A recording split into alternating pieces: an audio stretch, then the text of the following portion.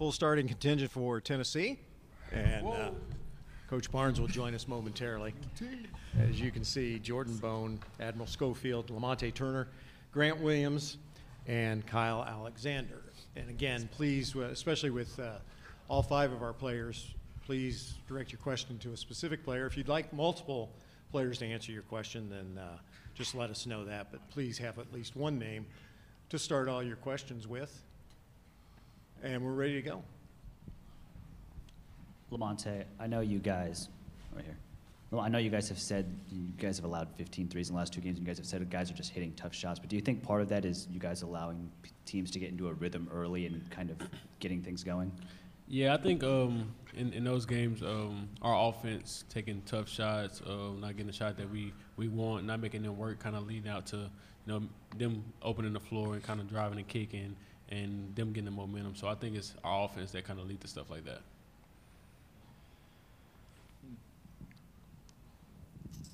that. Question for Grant.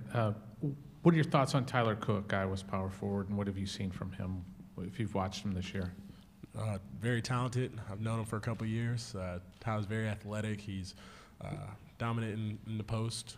He's developed his game a lot, and tremendous respect for him. He's done a lot through EYBL and everything. He's always been a talented player, so it's exciting to play him.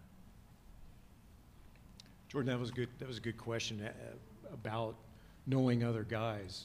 Generally, with teams that you match up against, how much do you know them because of AAU days or playing with them somewhere maybe in the same area as you did in high school?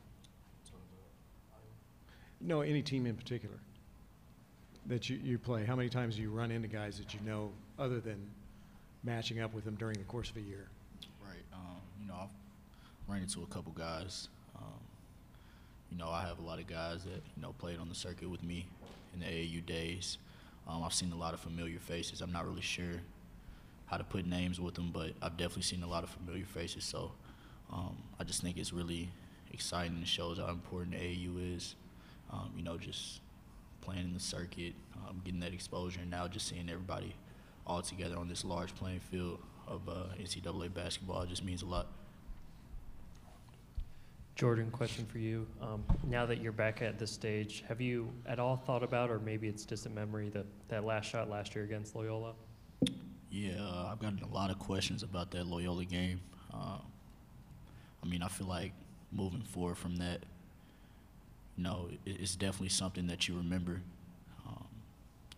I kind of used it as motivation during my off season, and I feel like this team kind of uses moments like that, not just Loyola specifically, but tough losses and just kind of being in the trenches. We kind of use that as motivation in order for us to be the team that we are today. And I feel like it's very important to use moments like that as motivation to make you better. And sorry, Go ahead. Grant, question for you. Kind of along those lines, unfinished business I think is a key motivator for a lot of teams at this stage. How much do you feel like this group just takes that personally? I know for us, just the type of competitors we are, that we're going to come in with the mindset we're going to play every game to the best of our ability. But there's always that extra motivation because we've never been counted on. We've never been boosted up. Anytime we've gotten up, everyone wants to see us fall down. So it's just a matter of being who we are and embracing that. We understand that we're doing this for each other and not for anybody else. So that's the motivation that we have. Question for Admiral. You've had a lot of, obviously had the big shots last night. You've had so many games this season where you've, come up big down the stretch. Is there one moment you can point back to in your collegiate career that's helped you, help springboard you into the leader you've become today? I think the biggest moment that helped me as far as leadership would be the Georgia game 2 years ago, missing a game-winning opportunity for my team. And just seeing the disappointment on our faces when we knew our backs were against the wall. And I just thought that from that point on, I was going to do everything I could to help lead and be an example of what winning looks like. And I just think from there on, not just me, I think everyone sitting at this table did a great job of just instilling in everybody in our program that, we won't be denied anymore from what we've been working hard for, because we've been putting a lot of work in. So I would say that moment, and also Coach Barnes, running us a lot. But I think that was a big motivator for us too, to stop losing, so we didn't have to run as much. Go ahead. This goes to Kyle. Kyle, how much fun are you guys having up here together, just as a group? You know, getting to experience the tournament and everything that kind of goes into it. You know, for some, it's kind of the last go around here. So, just love to know your answer on that. I'm having a great time personally. I love these guys. This is probably the funniest group of guys I've ever been around in my life. So it's always a trip. But no, we're having a great time enjoying this. You know, some guys it's their first time. It's great to have worked so hard that we got a chance to be back here together. So you know, I'm loving it. I'm enjoying it, and I just hope that we make it last. For Jordan Bone, Jordan, just how much more prepared do you think you guys are for tomorrow because of last year? I mean, and just for this moment. Hold up, real quick. No cell phones, Mom. no live broadcasting. That was my homeboy. Sorry about that. That's crazy. No live broadcasting. 17. No, to answer your question, I think we're very prepared. I feel like, you know, moments in the past kind of helped us get to this point. Even yesterday was tough, you know, playing against Colgate, but I feel like they prepared as well for a team like Iowa. They're very similar, even though Iowa is bigger, much more physical. It kind of gave us a taste of, you know, playing against guards that can hit the open shot, playing against random motion offense, just being on edge. I feel like they got us prepared for tomorrow. So I feel like all in all, we're just ready to attack tomorrow. We're ready for this situation. We prepared. The preparation has been very important getting up to this point. So at this point, we just have to, you know, execute and do our game plan.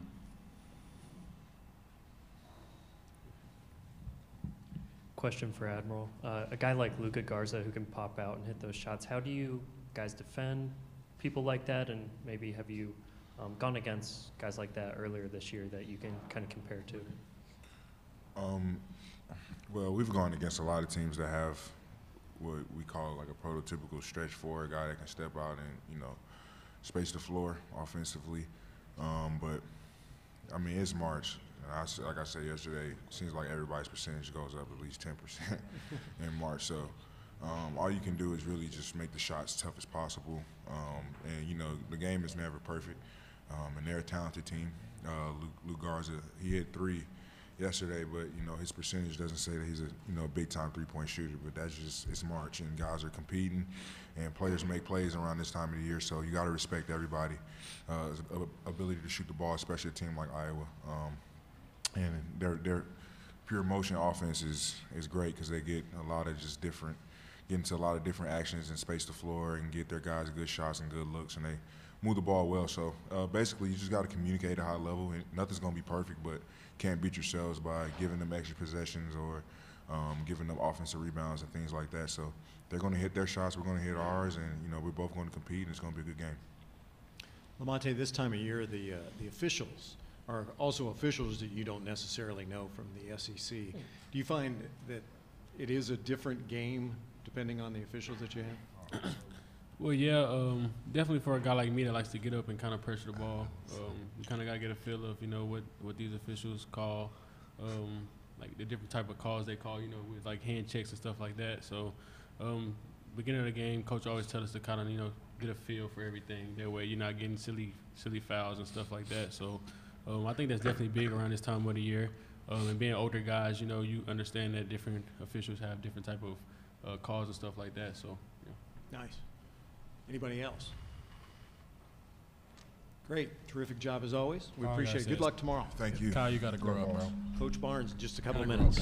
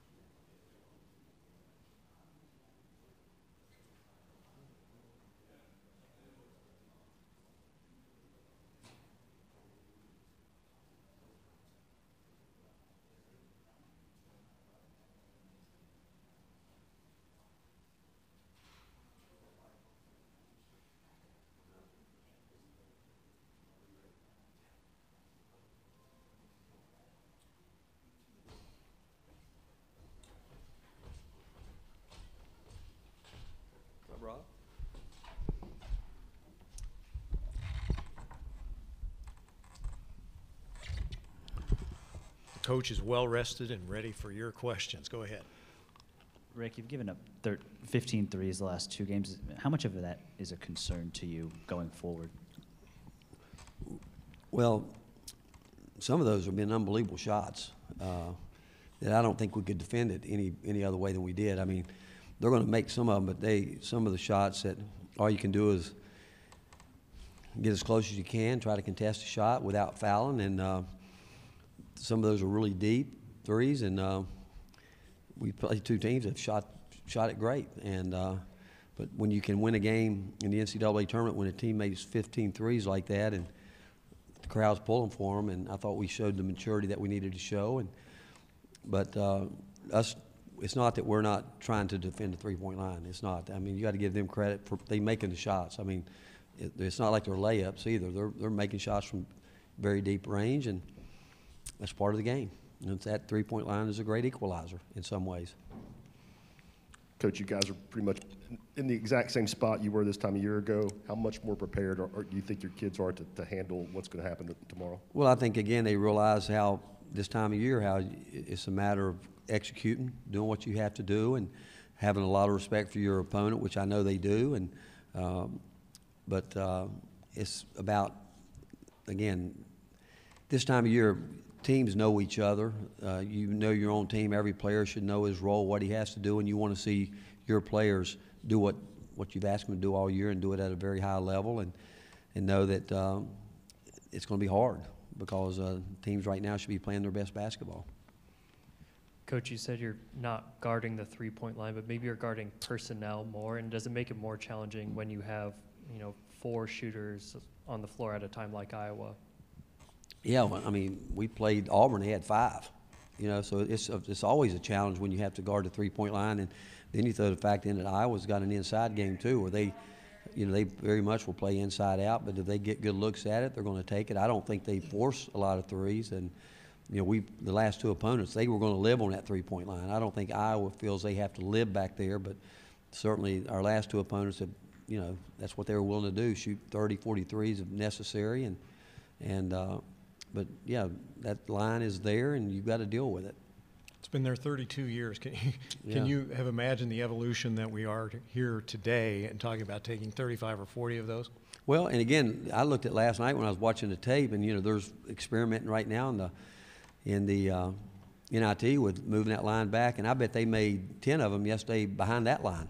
And so maybe we should think about moving it back even further. But the fact is, it's been good for the game, and it's helped our game. Yeah, I mean, teams go in it sometimes knowing they're going to shoot 30, 40 threes. Is there a mid-range game anymore? We believe in that. We do. We believe in that, and a lot of people want to either shoot a layup or shoot the 3, but we still believe there's a place for the mid-range game.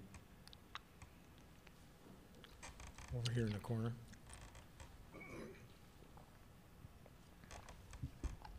Yeah, Rick, how important is Kyle in this particular matchup, keeping him on the floor, of course, with Garza and then Kreiner, also big, athletic bigs? It is important, but I think all of our frontline guys, Kyle, Grant, I think Derek Walker will have to be ready to play, and John Fulkerson. But and Kyle actually did a good job yesterday. He really did, and we got where we felt like we needed to go with some offense, and we went with the small lineup that's really one of our most efficient lineups. But we need Kyle. We're going to need him tomorrow, and we're expecting him to give us a great effort and do his job.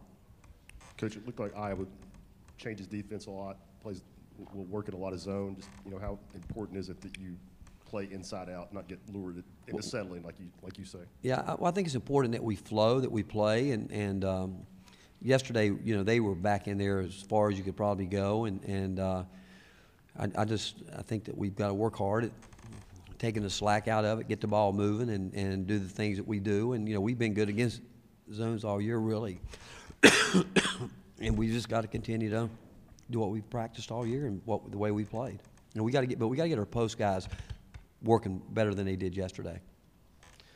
Rick, Admiral had said that the springboard to him really becoming the clutch shot maker and the leader that he is today was that Georgia game 2 years ago in the SEC tournament. Do you agree with that? What's been your perspective? What did he say? He said that the springboard for him to be able to, make big shots now and lead the team the way he does was that Georgia game when he missed the 3 a few years ago. Do you agree with that, or what's been your perspective on his growth as a big shot maker and as a leader? Well, what I think of him, I think of the time he puts in the gym. I mean, he's in there working and working and working, and he's worked as hard as any player I've seen from the time that he started, to where he was a very erratic 3-point shooter, and he wanted to shoot it, but he didn't know when he should shoot it. And but he's put so much time in working on his shot, and he's one of those guys when it leaves his hand and he has his feet set, you think it's going in.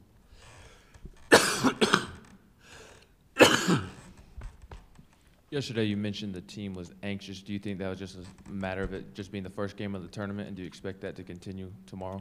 No, again, I think the hard thing in this tournament is getting started, obviously, and I think that when you play the way we started out playing, but we weren't really aggressive as we were making some shots early, and then when a team, and I can tell you, they made some tough shots. I mean, it's not like we gave them some where we broke down in transition, but the fact is, you got to give them credit. I mean, they made 15 threes, and I'm telling you, they were pretty tough threes to make. And but I do think that we were a little bit anxious and maybe wanting to get back to where we have a chance to play again today, whatever it may be. But I expect us now to come out and realize this is like playing a conference game against anybody in your league, where you have to be ready to play and hope that we can play well.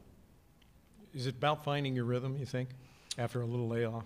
Yeah, I mean, we did. We played on Sunday, and we had 3 games in 3 days, and we played 3 games I don't know how many hours, and we knew coming into this we had to get our legs back and get our more than anything, get our bodies back, and so we didn't do a lot coming into it, and I think some of it is getting your rhythm back and getting back to playing, and so that's. But now we know what we've got to do. We've just got to go out and execute. Rick, I know that you're busy, always preparing for the next game, but this time of year, do you watch a lot of basketball? Do you watch a lot of other games? I don't. Personally, I don't, because I don't want to get sidetracked on anything. I want to stay really locked in. But I don't watch a lot during the season normally. I don't do that, because I'm just going to, because I tell our guys that we've got to stay locked into what we're doing, and I watch a lot of film of us. I mean, we film practice, and I do a lot of that all the time. And but I've got a great coaching staff that we're always they're doing their jobs with scouting and know what they need to do, and but I just don't watch a lot of it in this time of year. Maybe because I feel like I'm in this hotel for a long time, I flip back and forth and all that and watch some here or there, but I don't like watching a lot, because I don't want to get my mind going in directions and thinking about things other than what I should be thinking about. Do you think your players, are they basketball fans? Do they watch a lot? Oh, I think they watch everything. I think they're involved with it, but yet, and that's part of it too. It's a great time. I mean, it really is, and like prior to coming here, we were back there watching the LSU Maryland game like that, but I don't have the patience right now to sit down and watch a game from start to finish unless it's got something to do directly with us. Rick, Dave Jones from Penn Live, Philadelphia. I know you started your career back here with Gary Williams and Fran Fraschilla and those guys. I think you were on that staff, right? And no, I was Fran took my place. That's right. I wondered if you saw this locale and took stock of your career. I mean, you had a hell of a career, and where you were when you were a very young coach in George Mason and those places. How are you different now in dealing with this circus than you would have been back then? Well, first of all, when after a game yesterday, I thought back immediately to I think it was 1979, where Fran McCaffrey and Sherman Dillard and I were working the University of Maryland basketball camp together, and so we've known each other for a long time. And one of the very first players we signed at George Mason was Sherman Dillard's brother, Ricky, and So we've known each other for a long time. And coming through here, the year I was here, I've told people maybe the greatest coaching job that I've ever been a part of was watching Gary Williams, what he did my time 1 year with him here. But you learn a lot. You know, I think as a young head coach, you sometimes can put a little bit more pressure on your team than you probably need to, and because you want to win, and you realize, one, that it's not something you ever take for granted. I mean, there's a lot of teams now that I mean, the thing is to get to this tournament every year. That's got to be your goal, and the way our business has turned into it seems like if you don't get there, good things don't happen to you, and or happen for you. But I think you learn, and you learn. I think as I've gotten older, the biggest thing I've learned to trust my players more. Is probably as much as anything, and know that their hard work they put into it, and you've got to let them play the game, and you can't joystick it all the time and think you're going to try to control every possession. And as a young coach, I was probably guilty of that. Yeah. Everybody good? Terrific. All right. Thank Great you, job guys. as always, Coach.